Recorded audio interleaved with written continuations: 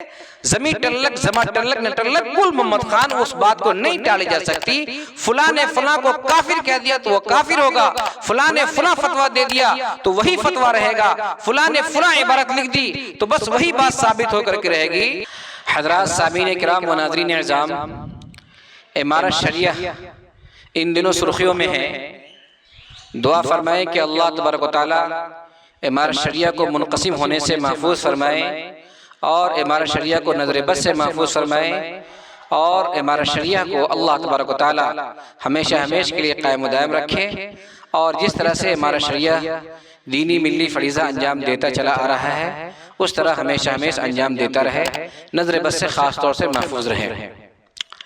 इन दिनों एक तहरीर सोशल नेटवर्क पर खूब गर्दिश कर रही है और उस तहरीर के अंदर ये बात बावर कराने की कोशिश की गई है कि आखिर उलमाए देवबंद के अंदर ही तकसीम क्यों है, आखिर ये टूट फूट उलमाए देवबंद का ही खासा क्यों बनता चला जा रहा है, आखिर क्या वजह है कि दारुल उलूम देवबंद तकसीम हो गया, दारुल उलूम देवबंद और दारुल उलूम वक़फ़ देवबंद, मज़ाहिर उलूम तकसीम हो गया, मज़ाहिर उलूम जदीद, मज़ाहिर उलूम कदीम। इसी तरह से जमीयत उलमाए हिंद तकसीम हो गई, जमीयत उलमाए हिंद मीम, जमीयत उलमाए हिंद अलिफ। इसी तरह से तबलीगी जमात तकसीम हो गई, तबलीगी जमात मरकज़, तबलीगी जमात शुरा। और खुदा न करे, खुदा न करे, खुदा न करे इमारत शरिया भी इसी राह पर गामज़न है। तो इसकी वजह क्या है? क्या यहाँ लोग ओहदे के लिए लड़ते हैं? क्या यहाँ लोग रुपये पैसे के लड़ते हैं? क्या यहाँ लोग मनसब के लिए लड़ते हैं? आखिर क्या वजह होती है? जबकि इसके अलावा दिगर जो मकातिब फिक्र है वहाँ पर कोई वक़फ़ या कोई कदीम जदीद या कोई मरकज़ शुरा इस किस्म की कोई बात नहीं है, वहाँ सिर्फ एक जमात है। तो दिगर जमात तकसीम नहीं होती है और हमारी जमात तकसीम क्यों हो जाती है? मेरे मोहतरम बुजुर्गों, दोस्तों, आप खूब अच्छी तरह समझ लीजिए, हमारी जमात जो तकसीम हो रही है ये हमारी जमात के हक होने की अलामत है, हमारी जमात के सच्चे होने की अलामत है। दलील उसकी ये है कि हमारी जमात के अंदर उलमाए देवबंद के अंदर, उलमाए देवबंद एक तहरीक है, उलमाए देवबंद एक मिजाज का नाम है, उलमाए देवबंद किसी खास शख्सियत परस्ती का नाम नहीं है। आप उलमाए देवबंद में कोई एक ऐसा आलिम नहीं ला खड़ा कर देंगे कि उलमाए देवबंद का फला आलिम जो बात कह दिया वो हरफे आखिर है, उसी बात पर अमल करना है, उसके अलावा की कोई गुंजाइश नहीं है। उसकी बात को ना मानने वाला काफिर होगा, मुशरिक होगा, या वो देवबंदी करार नहीं पाएगा, या वो मसलक अहले सुन्नत वल जमात से खारिज होगा, ऐसी कोई बात नहीं है।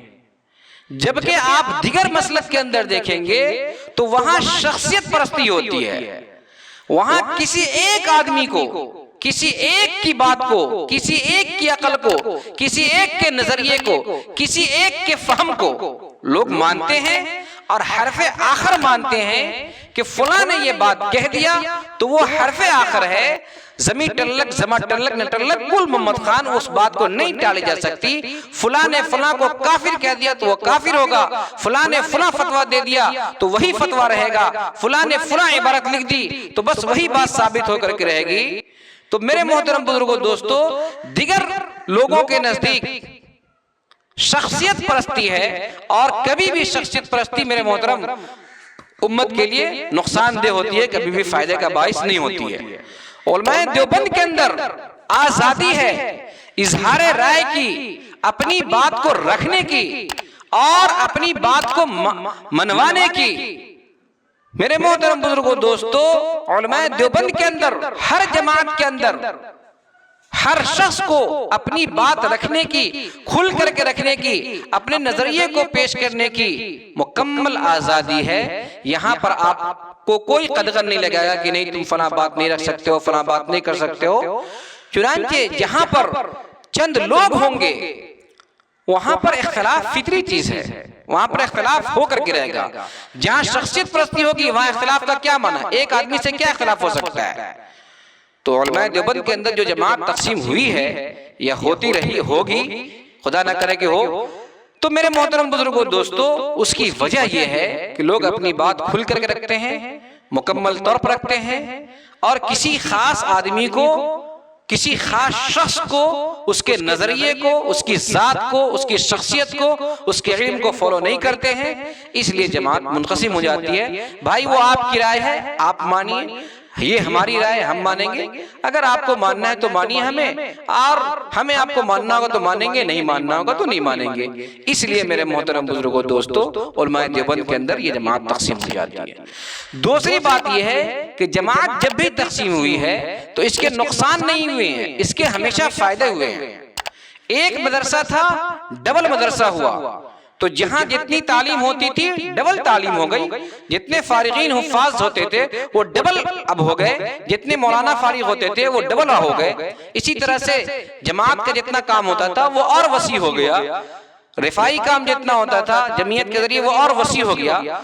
तो ये जो तकसीम होती है तो इसके असरात बज़ाहिर तो लगते हैं कि नुकसानदेह हैं, खतरनाक हैं, लेकिन अंजाम मेरे मोहतरम बुजुर्गों दोस्तों वो बेहतर होता है, और काम के अंदर वसअत पाई जाती है, और काम में बेहतरी आती है, और काम के अंदर मेरे मोहतरम फैलाव आता है, और भी ज्यादा काम होता है। इसलिए आप हरगिज़ ये न सोचें कि उलमाए देवबंद तकसीम हो जाते हैं तो इसके अंदर कोई कमी कटी नहीं, ये सिर्फ अल्लाह से डरती है और कुरान और हदीस की रोशनी में अकाबिर असलाफ के बताए हुए अमल पर, तरीके पर अमल करती है और अपनी राय को पेश करती है। अगर इनकी राय कबूल हो जाती है तो ठीक है, वरना नजरिए से इख्तिलाफ का इनको हक हासिल है, इख्तिलाफ की वजह से तकसीम हो जाती है। दुआ है अल्लाह से कि अल्लाह ताला हमारे शरीयत को मुनक़सिम होने से महफूज फरमाए।